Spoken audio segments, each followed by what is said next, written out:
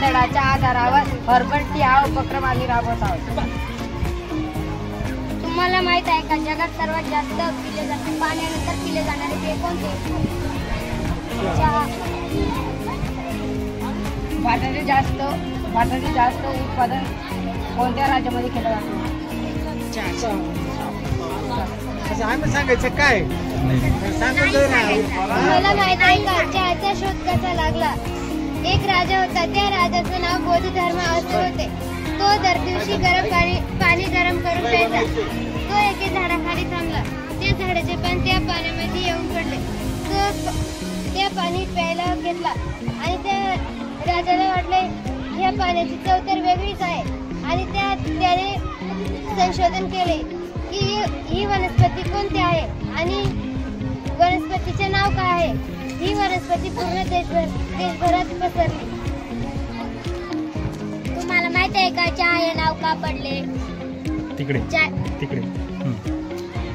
चायनामध्ये पहिला चहाचा शोध लागला आणि भारतीय लोकांनी त्याला हर्बल टी चायना टी असे नाव दिले.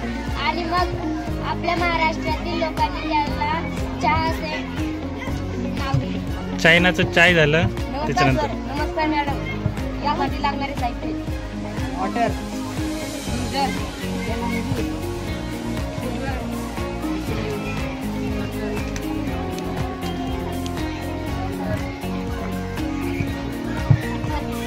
हर्बल टी हा चहा सर्दी खोकल्यासाठी, तणावासाठी आणि पचनासाठी उपयुक्त असतो. चला तर आपण आता हर्बल त्यांना सांग. टीचा टेस्ट घेऊया.